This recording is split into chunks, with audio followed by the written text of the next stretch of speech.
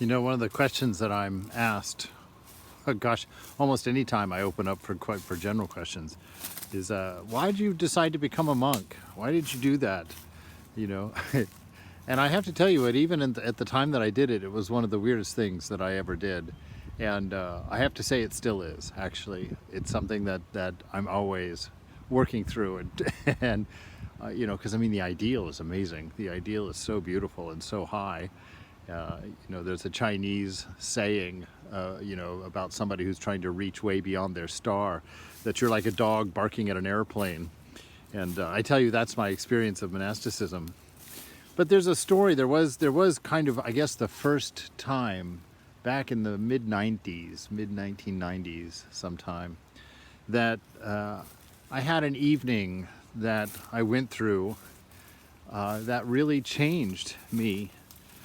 Really, it took a big change, actually. I mean, I ended up like 2 weeks later selling everything I had and moving to Prague to become an expatriate writer, because I happened to be reading For Whom the Bell Tolls, and I thought, Hemingway, that's my ideal.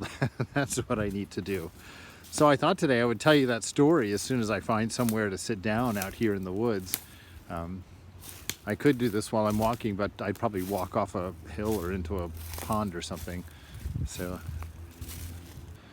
I tell you, it's hard walking around here trying to find somewhere where the good Lord put a log, an open space, and no wind together in one spot. Yeah, that night a few years ago now. Gosh, how long ago was that? 1994, 5, 6, somewhere around in there. Anyway. Yeah, I'd come home from a night at the clubs, as I was often doing in those days, trying to keep myself entertained. And I remember climbing into my bed that night, and I had this beautiful bay window that looked over the whole downtown cityscape of San Francisco. It was on that hill between Noe Valley and the Castro. And, you know, I had graduated from college, and I had my professional job now, and was making good money, and had time to kind of settle into the good life, you know, kick back and enjoy the American dream as it was. And I got home that night, and I was sitting there in bed, and I was just really in a funk, really in a depression. And I was thinking to myself exactly that. I was like, what is going on here? I have played by the rules for my entire life. I mean, I suffered through school, I got my degree, I got my job, I've got my house, I've got everything, you know. How come I'm no happier now than I was when I was living in that room off of a garage in Daly City going to school? And I was really in a conundrum. I was really thinking about it, trying to come to terms with that. And as I was looking around, I was thinking, God, you know, not only am I not any happier now, I don't have anything more really than what I had back then. It's just that everything has gotten bigger. You know, my little 13-inch black and white TV that I used to watch was now a 27-inch Sony Trinitron, which of course by today's standards is tiny, but back then that was huge, and that was a tube. It took 4 of us to carry that thing in the house. My little jam box that I had sitting in a corner in that one room off of a garage was now these 5-foot-high MB Quartz speakers, you know, with this Marantz sound system. And my one room was now a big house on a hill, and my view of nothing was now a view of downtown. But I realized that in essence I had all of the same stuff I had when I was a student. It had just all gotten bigger and all more expensive. And I thought about that. I thought, God, if everything has simply gotten bigger and I haven't gotten any happier or feeling any more content, then I'm going the wrong direction, because if I keep going this direction, in another 20 years, things are just going to be even bigger. A bigger house and a bigger car and a bigger TV, which would have been true, actually. The TV would have been a lot bigger. But I remember saying to myself, in that way only a Northern Californian would speak to himself, I was like, oh, so Vance, which is what I went by back then. I said, Vance, I hereby give you permission to do anything that you think will make you happy. Anything. And that is when the search began. because what I decided at the time, I wasn't a spiritual seeker. I really didn't look in that direction too much. At that time, I thought it was what I was doing that needed to change. And I decided that I was going to become an expatriate writer in Prague. And so 2 weeks later, I had sold everything that I owned. I had a big garage sale and literally sold it all, turned it all into liquid cash. I went down to the airport and bought a ticket to Prague. And you say, well, why Prague? Well, I happened to have read an article in Smithsonian Magazine at that time about how Prague was the new expatriate hotspot, and that there was an American section of town now where the creatives were gathering because rents were cheap and work was plenty. And the pictures were great. I mean, if you look at Prague, is a beautiful place to visit. So I moved to Prague and rented a room in an apartment with this gypsy woman, actually a gypsy woman and her family, which was great. She taught me how to read tarot cards, which I incorporated into my spiritual practice for a while. And I hung out in cool cafes. There's some really cool cafes in Prague.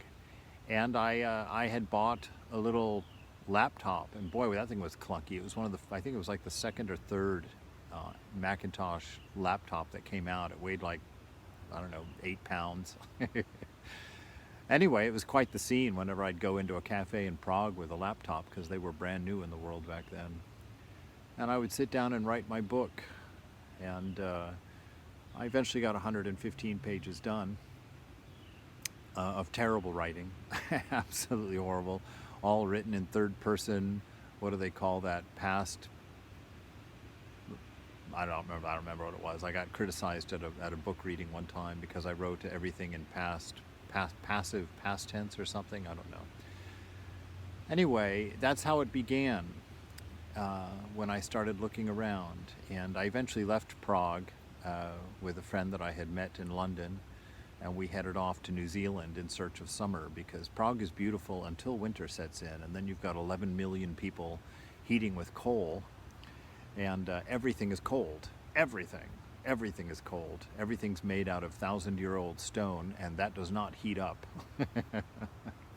So we ran off to New Zealand together, and on the way to New Zealand, I stopped at an island called Rarotonga, which is basically Never Never Land in the middle of the South Pacific. Two little twin volcanoes in the middle of the island, and beautiful beaches all the way around, and only a population of 10,000 people and one road that circles the island. And I stayed in a little dive hostel there and got to be good friends with this old British couple that owned that hostel.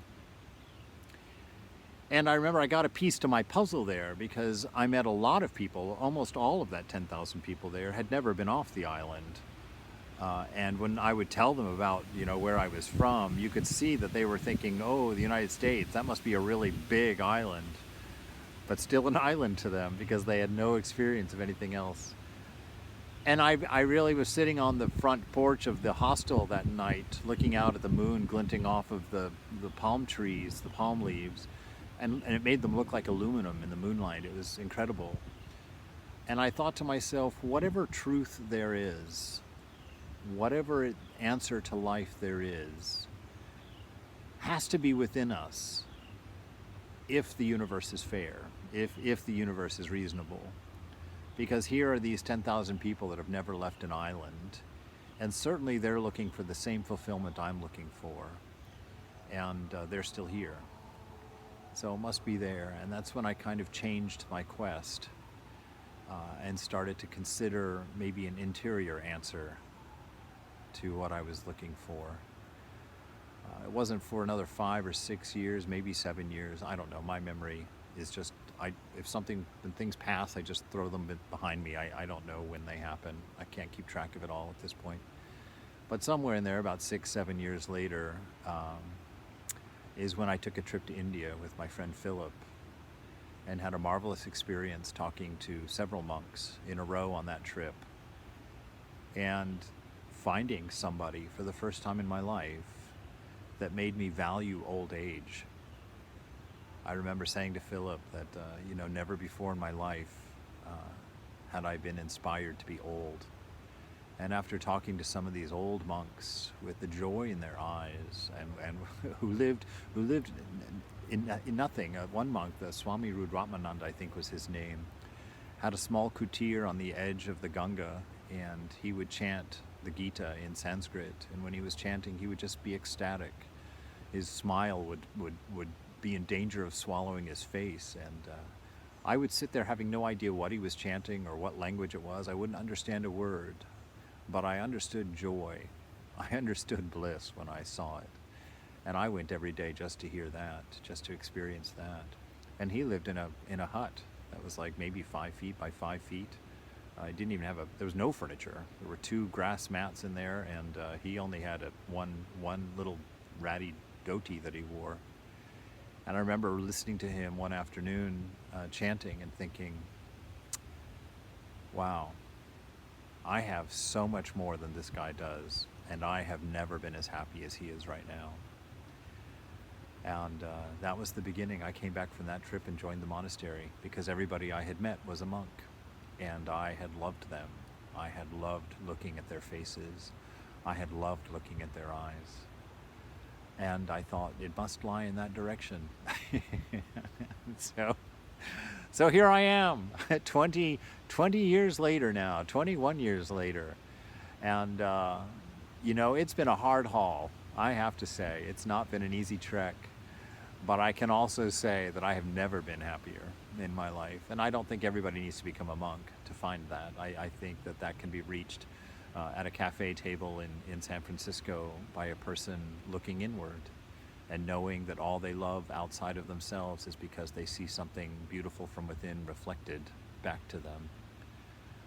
Anyway, that's why I became a monk.